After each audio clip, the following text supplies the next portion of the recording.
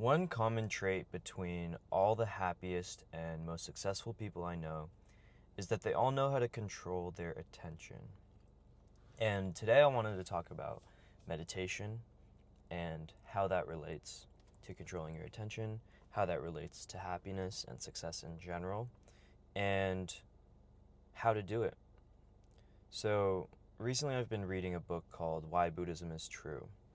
And it's a really phenomenal book. I'd recommend you check it out, but it's really a more accurate title of it would be Why Buddhism Works. And it really goes into the depths of meditation in the Western tradition, how it's been pulled from its origins in Buddhism, and why so many high performers, successful athletes, entrepreneurs, CEOs, even artists, um, politicians, all these successful people have sort of got onto this trend of meditation. And it's been happening for decades now, right?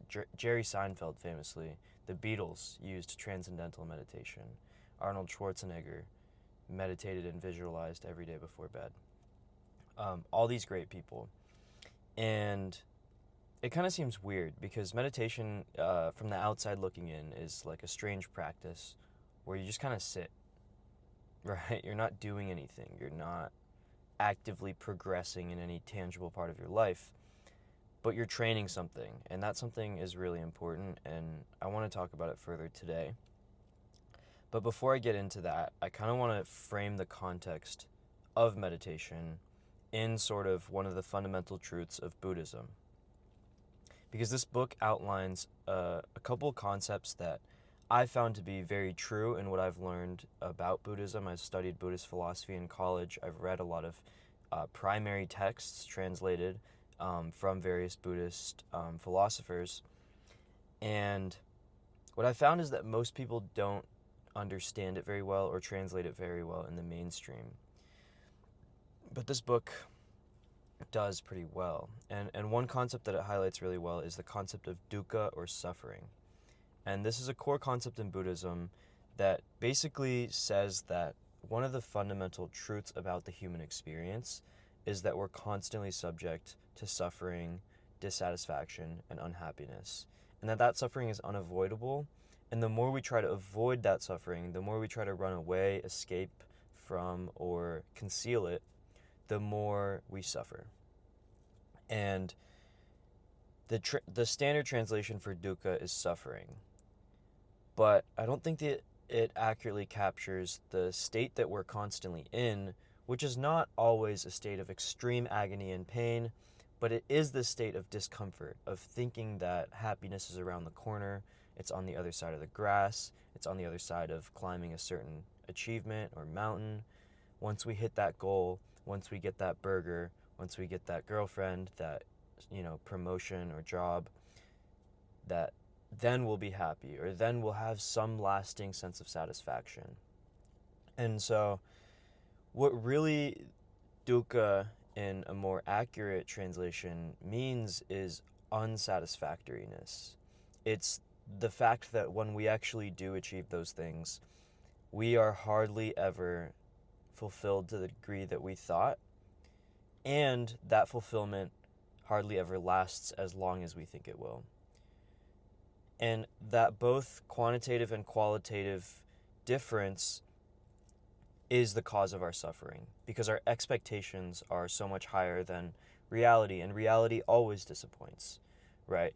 That first high, the first time we had a burger, our first love, the first time we got a promotion or a job we were really excited about, the first time we read a book that really resonated with us, we seem to be constantly chasing the past, this past experience. And it always seems like things might be better tomorrow, or they were better when we were a child.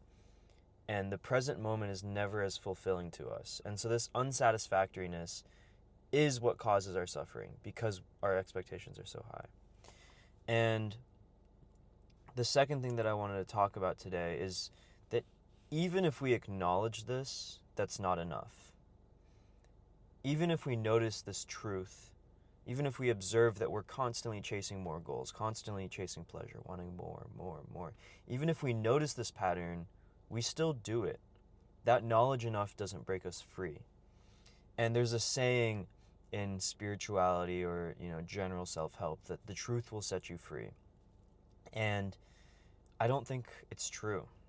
I don't think the truth alone can set you free. Sometimes it can make it worse. Sometimes seeing that truth, seeing the absurdity of our situation, and realizing that we're on this treadmill that never ends, that never gives us satisfaction, it can be depressing. It can make us feel like there's no reason to live for tomorrow or the day after, knowing that we'll never be satisfied.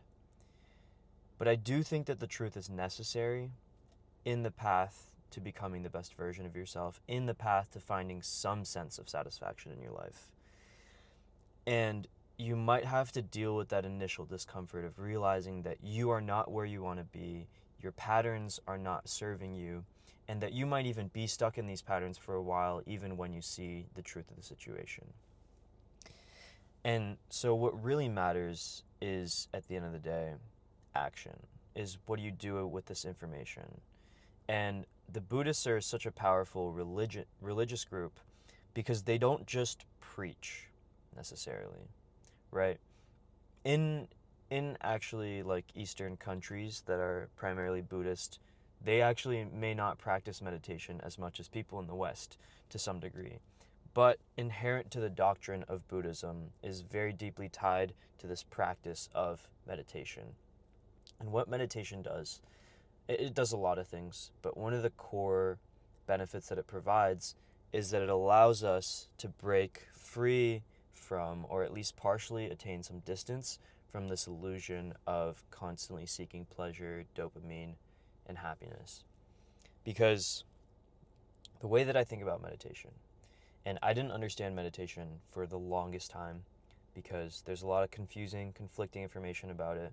There's a lot of weird metaphors like how it's going to the gym for your mind that never really clicked with me.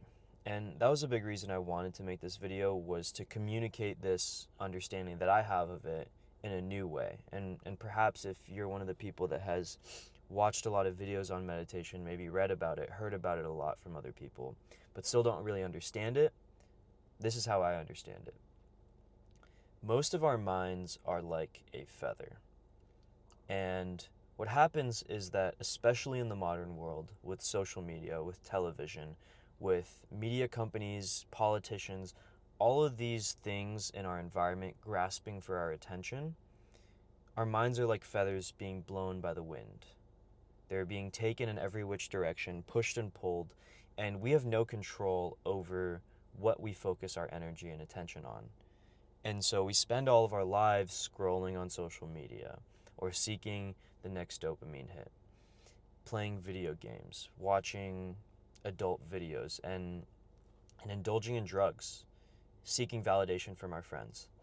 And it never ends, and it never feels like we have control over our lives because our minds are weightless and we're like feathers.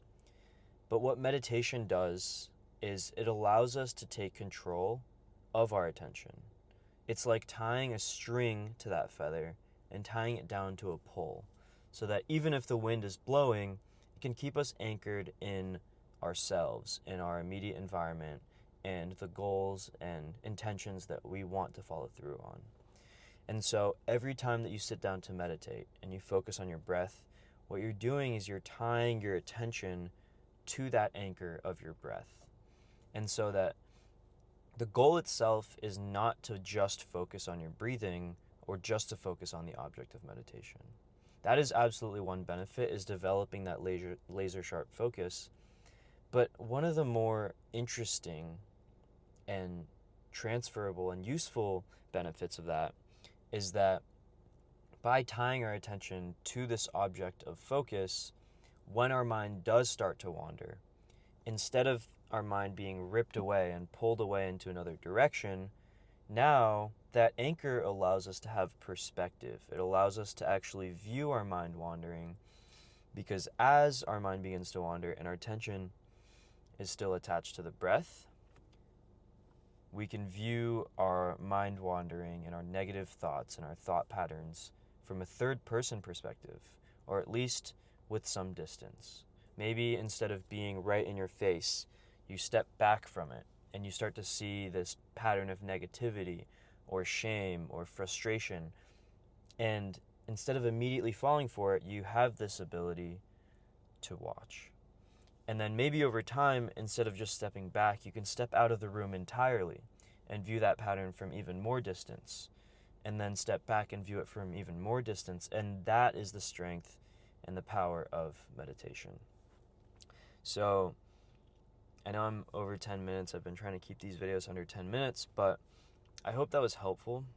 For me, that context really changed the way that I think about meditation, its benefits, its purposes. I struggle a lot because I have ADHD to meditate, to really sit down and just focus on my breath, because I would try to focus on my breath. I would get super focused on my breath, and then as soon as a thought that hooked me got me, it would just pull me away, and I would get ripped from my breath. I would completely lose track of it for 5-10 minutes and be dragged along this stream of thoughts, this endless stream of chatter in my mind. And then I would get frustrated, right? And then I would try to come back to the breath, and it would be these extremes. What I didn't realize was that it was okay for thoughts to come as long as I retained some low-level, constant awareness of my breath. And so by having that anchor, I'm now able to view all the thoughts that come in, not as me, not as things that I need to listen to, but as just objects in my environment that I can observe, pay attention to, and learn from. And that way I can make my own decisions. Instead of being dragged around by my emotions and impulses, I'm able to bring my rational will and my intentionality into the equation. So I hope that was helpful.